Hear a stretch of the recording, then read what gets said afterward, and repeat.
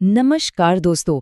चलिए आज एक ऐसे टॉपिक पर पकड़ बनाते हैं जो कॉम्पिटिटिव एग्जाम्स में आप कह सकते हैं ऑलमोस्ट गारंटीड है।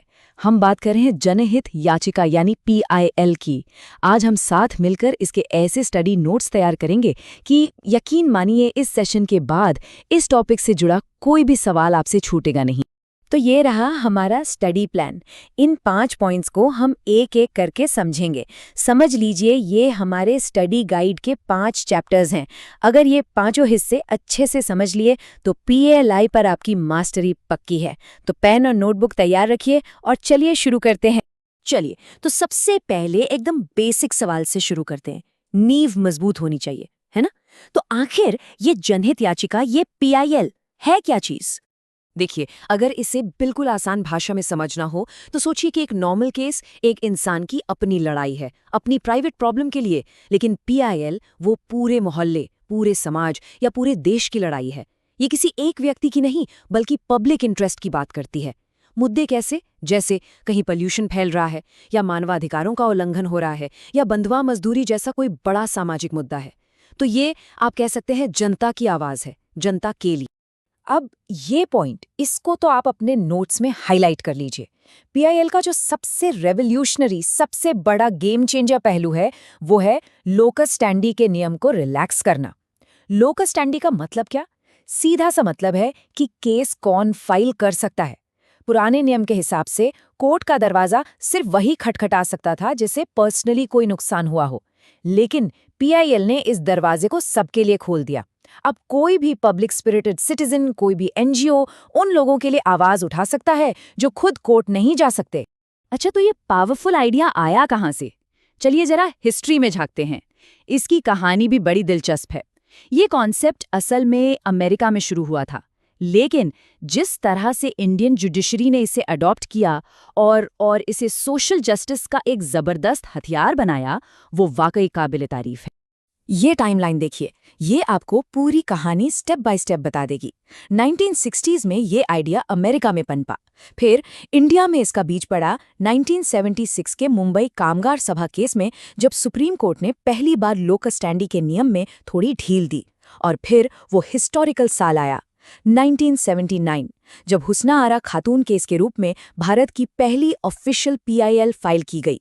ये डेट्स, स्पेशली 1979, इसे याद रखिएगा। और हाँ, कोई भी क्रांति अपने नायकों के बिना पूरी नहीं होती। इस लीगल रेवोल्यूशन के पीछे ये 3 महान हस्तियां थी।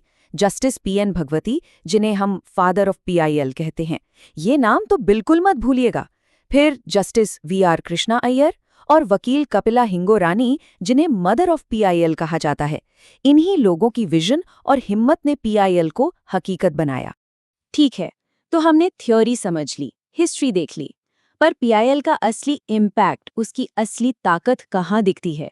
वो दिखती है लैंडमार्क केसेस में, उन फैसलों में जिन्होंने हमारे देश के कानून और समाज की शक्ल ही बदल दी। और शुरुआत होती है इस केस से, हुस्ना आरा खातून बनाम बिहार राज्य। ये भारत की पहली पीआईएल थी। जरा सोचकर देखिए, बिहार की जेलों में हजारों कैदी, जिन्हें अंडर ट्रायल्स कहते हैं, सालों से बंद थे, बिना किसी सुनवाई के। उनका ट्रायल तक शुरू नहीं हुआ था। इसी भयानक अन्याय के खिलाफ वकील कपिला हिंगोरानी ने ये याचिका दायर की थी। और इसका नतीजा? अरे नतीजा तो मॉन्यूमेंटल था। इस एक पीआईएल ने हमारे संविधान के आर्टिकल 21 यानी right to life and personal liberty के अंदर 2 नए फंडामेंटल राइट्स को जन्म दिया। पहला, right to a speedy trial यानी जल्द सुनवाई का अधिकार, और दूसरा, right to free legal aid यानी मुफ्त कानूनी मदद का अधिकार। सोचिए, एक केस और 2 नए मौलिक अधिकार। ये है पीआईएल की ताकत। चलिए अब एक और बहुत ही रेलेवेंट केस देखते हैं। एक ऐसा केस जिसका असर आज भी हम अपनी रोजमर्रा की जिंदगी में महसूस करते हैं। मुरली देवड़ा बनाम भारत संघ। इसमें पीआईएल इस तर्क पर फाइल की गई कि पब्लिक प्लेसेस पर स्मोकिंग करना नॉन स्मोकर्स के जीने का अधिकार, उनके राइट टू लाइफ का हनन है। और हुआ क्या? सुप्रीम कोर्ट ने इस दलील को माना और पब्लिक प्लेसेस पर स्मोकिंग को बैन कर दिया। और यही नहीं, इस फैसले के बाद सरकार पर दबाव बना और 2003 में कोटपा एक्ट पास हुआ। तो आप देख रहे हैं, एक नागरिक ने आवाज उठाई, एक पीआईएल फाइल हुई और उसका नतीजा एक नेशनल लॉ बना। परफेक्ट एग्जाम्पल है ये। तो अब आप सबके लिए एक सवाल। हमने अभी COTPA एक्ट की बात की, तो जल्दी से नीचे कमेंट्स में इसका फुल फॉर्म लिखकर बताइए। चलिए देखते हैं कौन सबसे पहले सही जवाब देता है। Your time starts now. Okay, अब आते हैं अपनी स्टडी गाइड के सबसे प्रैक्टिकल हिस्से पर। एग्जाम में अक्सर इस तरह के सवाल आते हैं कि PIL किन मामलों में फाइल हो सकती है और किन में नहीं। तो चलिए इस रूल बुक को अच्छे से समझ लेते हैं। तो देखिए, PIL किन मामलों में एक्सेप्ट की जा सकती है। बंधुआ मजदूरी, उपेक्षित बच्चे, पर्यावरण से जुड़े मुद्दे, पुलिस की ज्यादती, हमारे हिस्टोरिकल मॉन्यूमेंट्स का संरक्षण, SC/ST के खिलाफ हो रहे अत्याचार। आप एक पैटर्न देख रहे हैं, ये सब बड़े पब्लिक इश्यूज हैं जो समाज के एक बड़े हिस्से या कमजोर तबके को अफेक्ट करते हैं। और अब वो लिस्ट जहां PIL का दरवाजा बंद है, जैसे लैंडलॉर्ड टेनेंट के झगड़े, सर्विस मैटर्स या पेंशन के मुद्दे, एजुकेशनल इंस्टीट्यूशंस में एडमिशन के मामले। क्यों? क्योंकि कोर्ट इन्हें प्राइवेट डिस्प्यूट मानता है, पब्लिक इंटरेस्ट का मामला नहीं। तो ये डिस्टिंक्शन याद रखना बहुत जरूरी है। चलिए अब हम अपने स्टडी सेशन के आखिरी और सबसे इम्पॉर्टेंट हिस्से पर आ गए हैं। PIL की आत्मा क्या है, इसका DNA क्या है? इन कोर प्रिंसिपल्स को समझ लिया तो समझिए पूरा कॉन्सेप्ट क्रिस्टल क्लियर हो जाएगा। ये 4 फीचर्स PIL का DNA है। पहला, जुडिशियल एक्टिविज्म, मतलब ये अदालतों के एक्टिव रोल से पैदा हुई है, किसी कानून से नहीं। दूसरा, इसका नेचर रिमीडियल है, मतलब इसका मकसद सजा देना नहीं बल्कि समाधान देना है।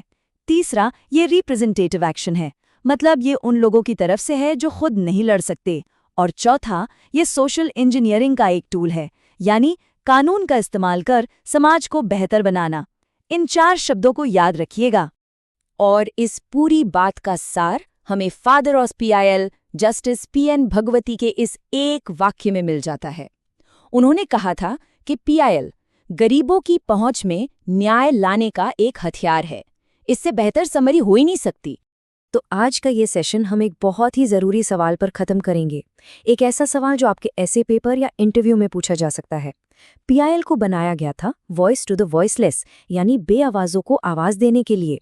आज के भारत को देखते हुए क्या ये अपने इस मिशन में कामयाब हो रही है? इसके प्रोज एंड कॉन्स क्या हैं? इस पर सोचिए, अपने पॉइंट्स बनाइए और अपने विचार नीचे कमेंट्स में ज़रूर लिखिए।